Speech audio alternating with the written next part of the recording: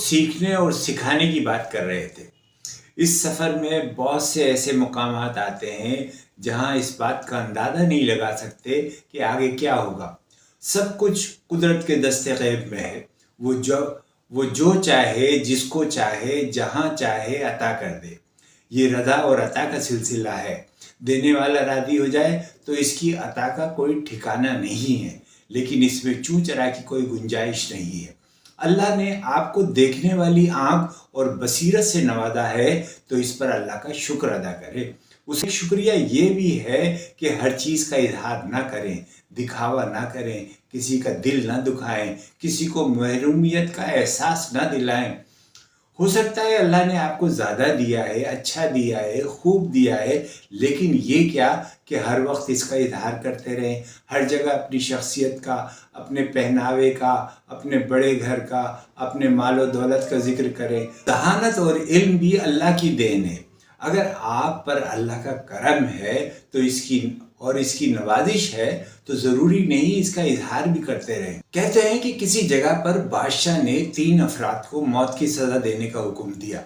बादशाह के हुक्म की तामील होनी थी। इन तीनों को फांसी घाट पर ले जाया गया, जहां एक बड़ी लकड़ी का तख्ता लगा हुआ था, जिसके साथ पत्थरों से बना एक मीनार और एक मीनार पे बहुत भारी पत्थर मजबूती रस्से से बंधा हुआ था और एक चरखा झूल रहा था। रस्से को एक तरफ से खींचकर जब छोड़ दिया जाता था तो वो दूसरी तरफ बंधा हुआ पत्थर जोर से नीचे आता और नीचे आने वाली किसी भी चीज़ को कुचल कर रख देता था। चनाचे इन तीनों अफराद को इस मौत के तख्ते के साथ खड़ा कर दिया गया और इनमें से एक आलिम दीन था, एक वकील था और एक फ़लसफ़ी। तो सबसे पहले तो उस आलिम को उस तख्ते पर लाया गया और ऐन पत्थर गिरने के मुकाम पर लिटाकर उसकी आखिरी ख्वाहिश पूछी गई। तो आलिम कहने लगा, मुझे खुदा पर पुख्ता यकीन है, वही मौत देगा और ज़िंदगी बख्शने वाला भी वही है, बस उसके सिवा मुझे कुछ नहीं कहना। इसके बाद रस्से को जैसे ही खोला गया तो पत्थर पूरी कुव्वत से नीचे आया और आलिम के सर के ऊपर आकर रुक गया। ये देखकर सब हैरान रह गए कि आलिम के पुख्ता यकीन की वजह से उसकी जान बच गई और रस्सा वापस खींच लिया गया। तो जनाब उसके बाद बारी थी वकील की।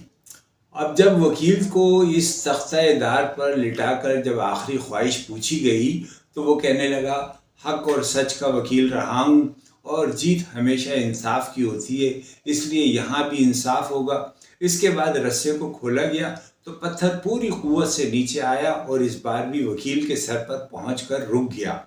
फांसी देने वाले हैरान रह गए और वकील की जान भी बच गई।